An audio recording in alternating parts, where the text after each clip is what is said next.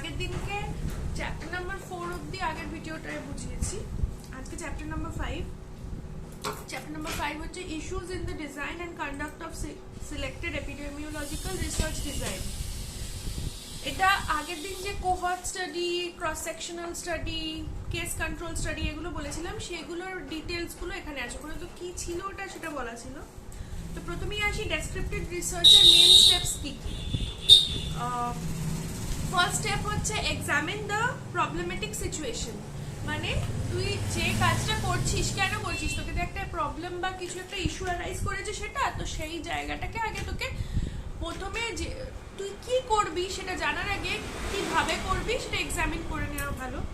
Next হচ্ছে define our problem and state our hypothesis. Define our problem মানে কি কি হয়েছে ব্যাপারটা পুরো ইন ডিটেল লেখা। আর হাইপোথিসিস প্রেডিক্ট করা মানে যখন তুই কোনো জিনিস প্রুফ করবি বায়োস্ট্যাটিক্যালি, তো ওকে একটা স্টেটমেন্ট বলতে হবে যে এইটা হতে পারে। যেরকম ফর এক্সাম্পল যদি আমি দেখি যে একটা কোনো কমিউনিটিতে ভিটামিন ডি ডেফিসিয়েন্সি হচ্ছে, বেশি দেখা যাচ্ছে, তারপরে আমি এক্সামিন করতে গিয়ে দেখলাম যে কোনো পার্টিকুলার এজ গ্রুপ বা পার্টিকুলার জেন্ডার সেটাতে হয়তো এই ভিটামিন ডি ডেফিসিয়েন্সিটা বেশি দেখা যাচ্ছে।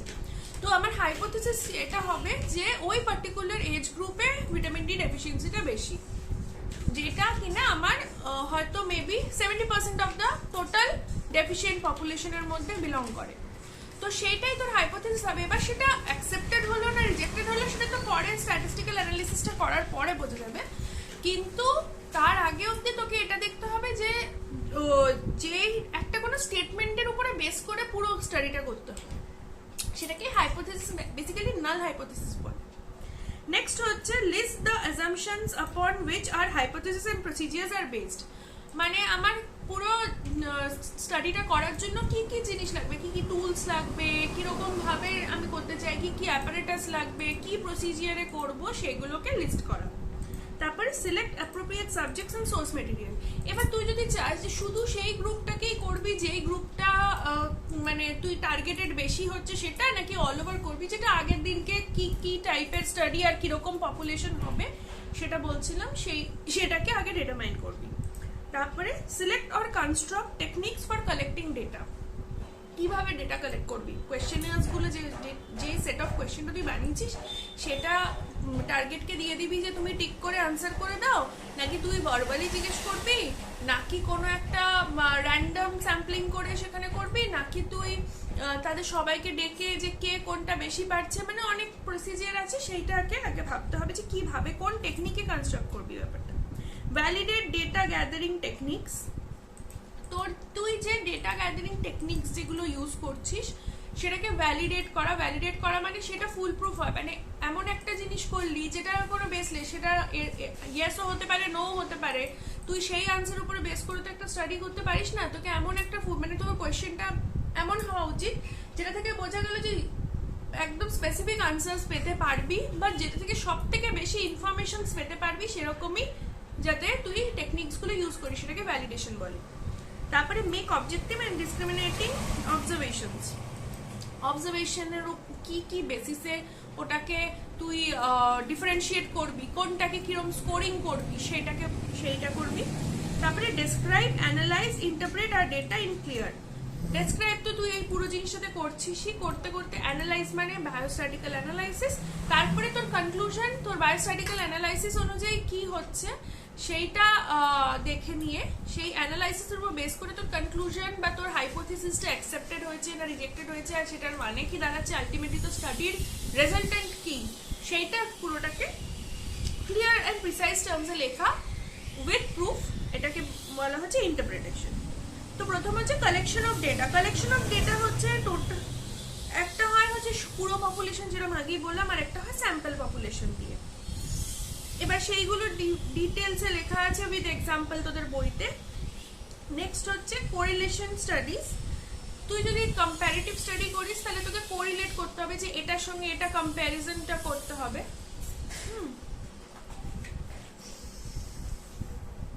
তারপর হচ্ছে তোর case study method. Case study method আগের দিন বলেছিলাম কেস স্টাডি ওয়াইজ করতে হবে। ওটা মানে in the cases of studies on communities, a village, a tribe, a slum area or a particular group of people, each can be considered as a unit of investigation. মানে তুই যখন একটা কুড়ি করছিস প্রত্যেকটা ইউনিট একটা করে কেস, তার ক্যারেক্টারিস্টিক্স কি কি হতে পারে সেগুলো দেওয়া আছে, যেরকম কমিউনিটি ইনভেস্টিগেশন, কমপ্লিটনেস, যাতে পুরোটা তুই কমপ্লিট করতে পারিস, অথেন্টিসিটি অফ দ্য ডেটা, তুই যে ডেটাটা ড্র করছিস সেটা কতটা অথেন্টিক, আচ্ছা কনফিডেন্সিয়াল রেকর্ডিং, যদি তোর এরকম কিছু হয় যেটা পরে তোকে প্রুভিং এর জন্য লাগতে পারে যে এই আনসারটা বলেছে, সে হয়তো পরে ওটা, তাহলে সেই কনফিডেন্সিয়াল রেকর্ডিং গুলো করতে হবে। ইন্টেলেকচুয়াল সিনথেসিস, তোকে তো মানে পুরো টার্গেটের ইন্টেলেক্ট অনুযায়ী কোয়েশ্চেন করতে হবে। তুই একজন স্কলারকে গিয়ে একটা বেসিক কোয়েশ্চেন করলি বা একটা বেসিক পার্সনকে একটা বিশাল কঠিন কোয়েশ্চেন করলি, সেটা করলে তুই আনসার্স পাবি না।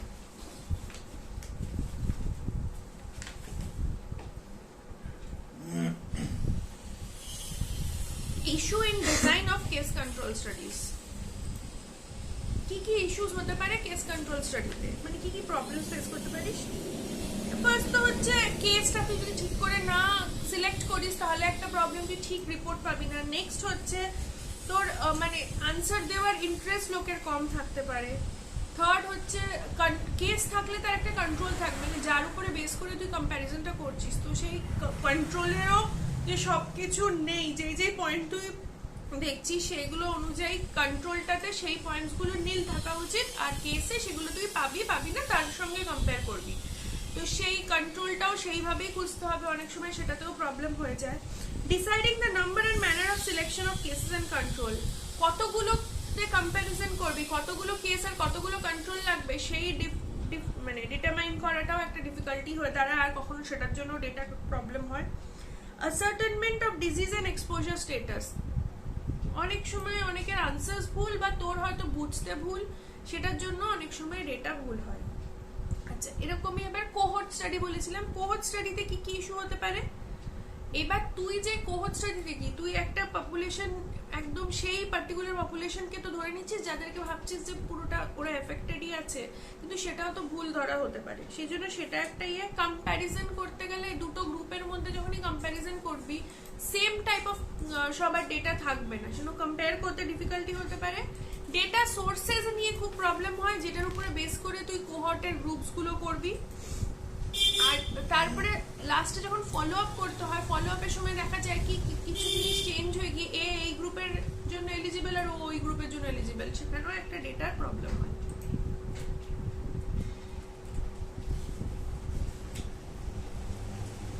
এরপরে দেওয়া আছে হচ্ছে steps involved in experimental research.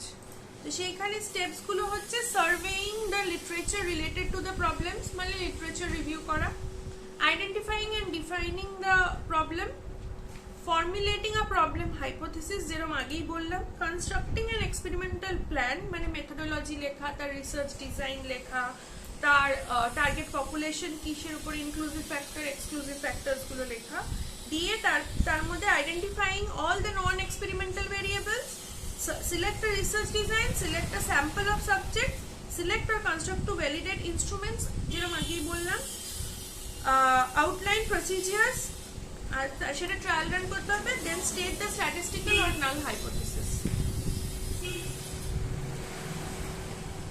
এবার কি কি টাইপের এক্সপেরিমেন্টাল রিসার্চ হয়, pre experimental, true experimental, quasi experimental, factorial design আর টাইম সিরিজ। প্রি এক্সপেরিমেন্টাল মানে one group, pre test, post test design, static group comparison. True experimental মানে randomize subject post test only control group design, randomize math subject post test only আর control group design, randomize subjects pre test post test control group design, Solomon 3 group design, Solomon 4 group design. মানে control থাকছে, তারপরে pre test control, randomise math subjects থাকছে, তাছাড়া Solomon মানে 3 থাকছে, 3 groups design থাকছে, 4 group design. আচ্ছা কোয়াসি এক্সপেরিমেন্টাল মানে non randomize control group, pre test post test design আর কাউন্টার ব্যালেন্স ডিজাইন, এই দুটো। ফ্যাক্টোরিয়াল ডিজাইন মানে সিম্পল ফ্যাক্টোরিয়াল ডিজাইন, যেটা একদম আক্ষরিক ভাষায় বুঝতে পারবো। আর আরেকটা হচ্ছে time series, one group time series design, control group time series design.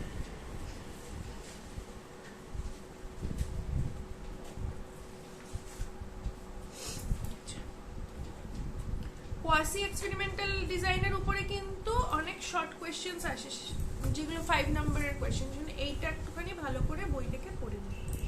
এরপরে চলে আসি ইউনিট 6 মেথডস অফ স্যাম্পলিং। কি কি মেথডসে আমরা স্যাম্পলিং করতে পারি?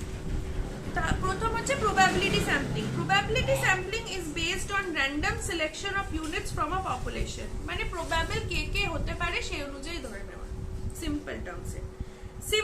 সেকেন্ড হচ্ছে simple or unrestricted random sampling, মানে simple random sampling is a method of selecting a sample from a finite population in such a way that every unit of the population is given equal chance of being selected. আগেরটা কি ছিল, তোর probability, তুই নিজের probability অনুযায়ী তুই বলছিস যে হ্যাঁ প্রবাবিলি এ হতে পারে বলে সিলেক্ট করছিস, আর এটাতে সবাইকে একটা চান্স দিচ্ছিস নিজেরটা প্রুভ করার জন্য যে সে এই র্যান্ডম স্যাম্পলিং এর মধ্যে থাকবে কিনা, যেটা তার ক্রাইটেরিয়া, যে ক্রাইটেরিয়া উপর বেস করে সেটা। তার মধ্যে একটা হচ্ছে সিম্পল যেটা বললাম, একটা হচ্ছে stratified. Stratified random sampling takes into account the stratification of main population into a number of subpopulations, each of which are homogeneous groups with respect to one or more characters. এবার তুই হয়তো random sampling করলি একটা, তার মধ্যে তুই কয়েকটা group বানিয়ে দিলি বেসড অন তার ক্যারেক্টারিস্টিক্স যেগুলো তোর লাগবে, ধর এজ গ্রুপ ওয়াইজ ডিফাইন করে দিলি র্যান্ডমলি, কিন্তু তার মধ্যে একটা কোনো ক্যারেক্টার সবার মধ্যে কমন, বাকি ক্যারেক্টারসগুলো ডিফারেন্ট ডিফারেন্ট। Systematic sampling, এটাও systematic sampling provides a more even spread of sample over the population list and leads to greater precision. মানে তুই একদম ধর সিস্টেমেটিক স্যাম্পলিং মানে তুই হয়তো এজ গ্রুপটাকে বা জেন্ডারটাকে ধরে তুই ভাগ করে দিলি, ওটাকেই একটা ডিফারেন্ট ধরলি, বাকিগুলোকে এবার তুই ডিটারমাইন করবি। ধর তোর কাছে আছে 100 জন স্যাম্পলিং, তুই 10 বছরের একটা করে গ্রুপ বানিয়ে সেই মানে ধর তুই বললি হয়তো তোর টোটাল গ্রুপের মধ্যে যারা আছে তার মধ্যে যে একদম সব থেকে কম বয়স সে হয়তো 20, আর যে সব থেকে বেশি সে হয়তো 60। তো তাহলে তুই সেভাবে ভাগ করলি যে 20 to 30 কজন আছে, আবার 31 to 40 কজন আছে, আবার 41 to 50 কজন আছে, আবার 51 to 60 কজন আছে। এইভাবে হয়তো 4টে গ্রুপ তুই ভাগ করে দিলি বেসড অন দ্য এজ, কারণ তাদের মধ্যে এজটাই ফ্যাক্টর হবে, আর বাকিগুলো ক্যারেক্টারসগুলো তুই ডিটারমাইন করবি। নেক্সট হচ্ছে cluster sampling. Cluster sampling is used when the population under study is infinite, where a list of units of population does not exist when the geographic distribution of units is scattered. মানে তুই এক একটা জায়গা ধরে ধরে একটা cluster করে দিচ্ছিস যেখানে কিনা তোর ওইভাবে ডিটারমাইন করা ডিফিকাল্ট, আর জিওগ্রাফিক্যালি হয়তো স্যাম্পলগুলো অনেকটা ডাইভার্স ওয়েতে আছে, হয়তো একটা পুরো সিটি, তুই তো ওইভাবে সবাইকে ডিফারেন্সিয়েট করতে পারবি না, তখন এক একটা জায়গা ধরে ধরে কয়েকটা করে ক্লাস্টার, মানে প্রত্যেকটা পাড়া থেকে হয়তো তুই ধরলি একটা, হয়তো তো সিটির মধ্যে দেখলি তুই 50টা পাড়া আছে, তো তুই প্রত্যেকটা পাড়া থেকে হয়তো 10 জন করে ক্লাস্টার করে ফেলবি, যাতে কিনা তুই প্রত্যেকটা জায়গাতে কভার করতে পারিস। Multi-stage sampling. Multi-stage sampling is used in large-scale surveys for more comprehensive investigation. The researcher may have to use 2, 3 or even 4-stage sampling. মানে একটা স্যাম্পলিং হলো, সেখান থেকে কিছুজন বাদ চলে গেল, তারপর সেকেন্ড স্টেজে গেল, আবার কিছুজন বাদ চলে গেল, থার্ড স্টেজে গেল, আবার কিছুজন বাদ, এইভাবে এক একটা ক্যারেক্টার ওয়াইজ বাদ দিয়ে দিয়ে দিয়ে দিয়ে একটা স্যাম্পল করা হবে। এখানে দেখবি বইতে এক্সাম্পলস দেওয়া আছে। আর probability proportion to size sampling. When the unit vary in size, it is better to select a sample in such a way that the probability of selection unit is proportional to the size.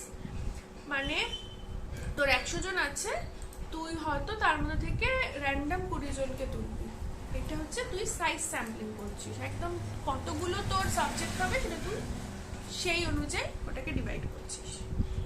এরপরে আসি নন probability sampling. তার মধ্যে পড়ে পারপাসিভ sampling. Purposive sampling is one in which no random component is present and specific subjects are intentionally included. Volunteers are example. এক্সাম্পলটা দেওয়া আছে, ওটা আমি read out করছি না। তো যেটা বলছে পারপাস, মানে তোর যে পারপাস সেটার ক্যারেক্টারিস্টিক্স বা সেটার কম্পোনেন্ট অনুযায়ী তুই স্যাম্পলগুলোকে সিলেক্ট করবি। ধর ফর এক্সাম্পল একটা কোনো স্টাডি করছিস যেটা তোর তো কোনো একটা পার্টিকুলার হসপিটালে তুই স্টাডি করছিস, সেটা হয়তো তোর ওই ওয়ার্ডে পার্টিকুলার একটা ওয়ার্ডের পেশেন্টের ব্যাপারে করছিস, তো সেই ওয়ার্ডের পেশেন্টটা হচ্ছে তোর পারপাসিভ স্যাম্পলিং এর মধ্যে পড়বে। তোর পারপাস হচ্ছে ওই ওয়ার্ডের পেশেন্টদেরই ডিল করাস, তাকে দিয়েই তুই স্যাম্পল করছিস। নেক্সট হচ্ছে incidental sampling. The term incidental sample, also known as accidental sample, is applied to samples that have been drawn because of easy availability of units.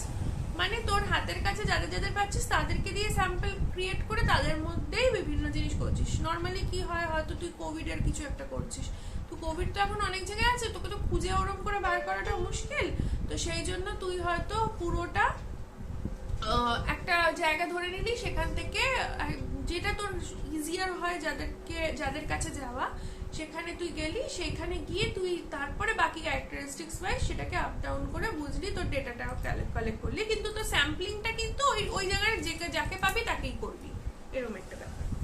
Quota sampling. Quota sample is another type of non-probability sampling. It involves the selection of sample units within each stratum or quota on the basis of judgment of researcher rather than on calculable chance. মানে ধর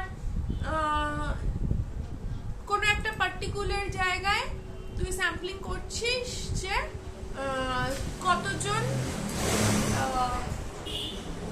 কতজন maybe হয়তো ICSE বোর্ডের students আছে, তো কি কোটাটা তুই কাকে অ্যাভেল করলি, নর্মালি যেটাকে আমরা কোটা বলে ধরি, ধর কতগুলো ব্যাকওয়ার্ড ক্লাসেস আছে বা কতগুলো জেনারেল ক্যাটাগরি আছে, এরকম যেই কোটাটাকে ধরবি সেই কোটাটার উপরে বেস করে, ওটা কোনো ক্যালকুলেটিভ না, ওটা কোনো পার্টিকুলার ডেটা, বা কতজনের ডিজিটাল রেশন কার্ড আছে, তো সেই অনুযায়ী এই স্যাম্পলিংটা। এবার ডিজিটাল রেশন কার্ডের ক্যালকুলেশন তো আর আমাদের করতে হয় না, ওটা কালেক্ট করলেই পাওয়া যায় যে কতজনের আছে, তো সেই অনুযায়ী ওই স্যাম্পলিংটা হবে, ওটাকে মানে কোটা স্যাম্পলিং। আচ্ছা, চয়েস অফ স্যাম্পলিং মেথডস কি করে করবি, সেটা হচ্ছে তোর ইজ অফ ওয়ার্ক, তোর যেই পারপাসে তুই কাজ করছিস ক্যারেক্টারিস্টিক্স যেভাবে মিলবে সেই অনুযায়ী তোকে ওটা ভেবে করতে হবে। এটা কোনো স্পেসিফিক থাম্ব রুল নেই, এটা প্রত্যেকটা স্টাডির ক্ষেত্রে ডিফারেন্ট হয়।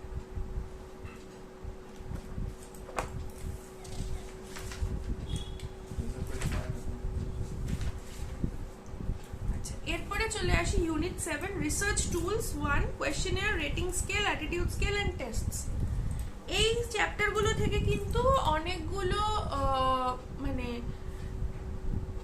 ছোট ছোট কোয়েশ্চেনস আসতে পারে, স্পেশালি ব্রেক যেই কোয়েশ্চেন বড় কোয়েশ্চেন যদি স্টেপ মার্কিং থাকে, স্টেপস ওয়াইজ কোয়েশ্চেন দেওয়া থেকে এবিসিডি যেরকম তোরা পাস, সেটা যদি দেখতে চাস তাহলে সেটা কিন্তু এইসব চ্যাপ্টার থেকেই বায়োস্ট্যাটে বেশি আসে, বা কোয়েশ্চেন নাম্বার 8 যেটা থাকে লাস্টের দিকে 8 বা 7, তো অনেকগুলো পার্ট থাকে, ডু এনি অফ 4 বা এনি অফ 3 এরকম থাকে, সেইগুলো কিন্তু এখান থেকে আসে, ছোট ছোট কোয়েশ্চেন কিন্তু এইগুলো কিন্তু প্রচুর আসে।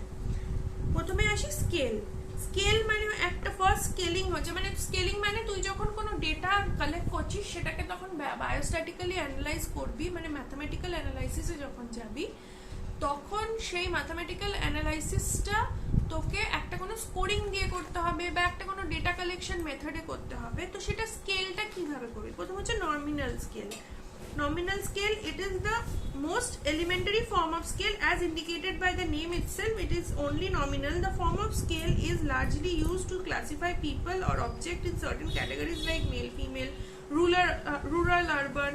In other words, it's label of object for measurement. বোঝা গেছে, এটা কিছু extraordinary কিছু না। Next হচ্ছে ordinal scale. This is the second level of scale which is more sophisticated than a nominal scale, though remains in one of the cruder forms. In contrast to nominal scale, the scale consists of ranks or ordering in categories of measurement. Disease severity is measured in order of categories such as none, mild, moderate, serious or critical. মানে একটু difficult যেগুলো একটু determine করতে হবে, male female না rural, এগুলো rural urban এগুলো তো তোদের কোনো ভাগ করে নিতে হয় না, কিন্তু ওইটা দেখলেই বোঝা যায়, কিন্তু এটা একটু মানে কতটা ডিজিজের সিভিয়ারিটিটা কতটা বা গ্রেড কতটা কোনো ব্লাড প্যারামিটার দেখে সেটা হয়তো ডিটারমাইন করতে হবে, সেইভাবে স্কেলিংটা করা।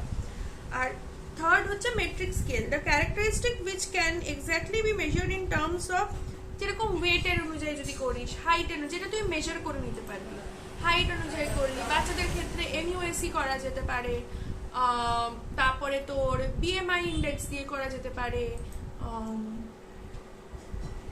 এইগুলো যেগুলো তোকে মেজার করে নিতে হবে সেগুলো মেট্রিক স্কেল, মানে মেট্রিক সিস্টেমে যেগুলো আমরা করি।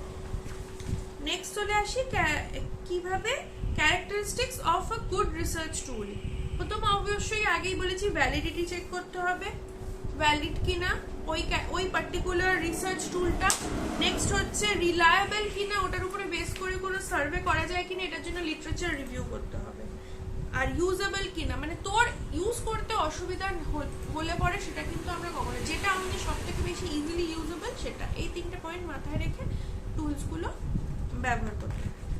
এবার আসি types of tools and their uses. First হচ্ছে কোয়েশ্চেনিয়ার্স এন্ড শিডিউল। কোয়েশ্চেনিয়ার মানে তুই একটা সেট অফ কোয়েশ্চেন বানাবি, সেটা দিবি, সেটা অনুযায়ী তুই ভার্বালিও আস্ক করতে পারিস, তুই ওদেরকে দিয়েও বলতে পারিস যে টিক বা এমন কিছু। খুব বেশি আনসার লেখার মতন দিলে পরে কোনো সাবজেক্ট সেটাকে তোকে এন্টারটেইন করবে না।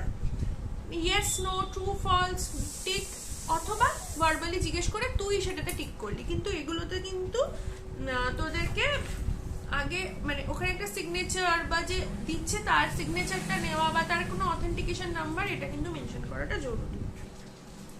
নেক্সট হচ্ছে এটার অনেকগুলো লিমিটেশনসও আছে, যেগুলো অনেকে ইলিটারেট সে হয়তো বুঝতে পারবে না, বা অনেক চিল বাচ্চাদের ক্ষেত্রে এগুলো ইউজ করা যায় না, এরকম কিছু কিছু জিনিস আছে, সেগুলো বইতে পয়েন্টস লেখা আছে, ওগুলো দেখে নিন। নেক্সট হচ্ছে রেটিং স্কেল, মানে হচ্ছে রেটিং স্কেলের মধ্যে পড়ে নিউমারিক্যাল স্কেল, মানে হাইট, ওয়েট, এগুলো নিউমারিক্যাল স্কেলের মধ্যে। গ্রাফিক্যাল স্কেল মানে যেরকম আমাদের থাকে যে 0 to 5 number, 5 being very ineffective and 1 being very effective, এই যে যেইভাবে আমরা রেটিং করি এগুলোকে বলে হচ্ছে গ্রাফিক্যাল স্কেল। স্ট্যান্ডার্ড স্কেল মানে হচ্ছে কোন একটা স্ট্যান্ডার্ড স্কেলিং আছে, যেরকম ধর গ্রোথ চার্ট, গ্রোথ চার্ট তো একটা স্ট্যান্ডার্ডাইজ থিং, ওটার অনুযায়ী স্কেলিং করা। তারপরে হচ্ছে তোর অ্যাটিটিউড স্কেল, ওই অ্যাগ্রি করছে ডিসঅ্যাগ্রি করছে এগুলোর উপরে বেস করে হচ্ছে তোর অ্যাটিটিউড স্কেলিং হয়। আর টাইপ অফ টেস্টস, এবার আসি টাইপ অফ টেস্টস। টেস্ট মানে কি প্রসিজারে আমরা কাজ করব, তার মধ্যে type of on the basis of administration, মানে power versus speed test, individual versus group test, paper pencil versus performance test. Power versus speed test মানে যে কাজটা বেশি স্পিডে করতে পারবে না যে বেটার করতে পারবে। ইন্ডিভিজুয়াল ভার্সেস গ্রুপ মানে একা করতে পারবে না গ্রুপে করতে পারবে, সেই টেস্টের মেথডটা করছিস একটা। আর থার্ড হচ্ছে পেপার পেন্সিল বা পারফরমেন্স, মানে কেউ লিখে টেস্টটা করার নাকি কিছু কাজের উপরে নির্ভর করে করার। ডায়েট সার্ভে আমরা সবসময় বলি যে কি রান্না করছেন সেটার উপরে বেস করে আমরা করছি। আবার যদি আমি কোনো কেপিবি বলে একটা জিনিস হয়, নলেজ অ্যাটিটিউড বিলিফ প্র্যাকটিস, সেটা যখন আমরা জানতে যাচ্ছি সেটা কিন্তু আমাদের পেপার পেন্সিল টেস্ট হয়ে যাচ্ছে। কেপিবি আর তো ডায়েট সার্ভে, এটা যেটা MFN 6 এ আমরা বুঝিয়ে দেবো। আরেকটা হচ্ছে স্ট্যান্ডার্ডাইজ টেস্ট আর নন স্ট্যান্ডার্ডাইজ টেস্ট। অবভিয়াসলি যে টেস্টগুলো স্ট্যান্ডার্ডাইজ করা আছে, অনেক এরকম টেস্ট আছে যেগুলো স্ট্যান্ডার্ডাইজ করে না, আর তাছাড়া নয়, এগুলো তোদেরকে গুগল করতে হবে। আরেকটা হচ্ছে on the basis of traits and abilities to be measured, মানে যে এবিলিটি গুলো আছে সেই এবিলিটি গুলোর উপরে বেস করে একটা কোনো টেস্ট করা, নাকি ওদের পার্সোনাল ক্যারেক্টারিস্টিক্স এর উপরে বেস করে টেস্ট করা। এর পরের চ্যাপ্টার গুলো পরের ভিডিওতে বলে দেবো। Thank you.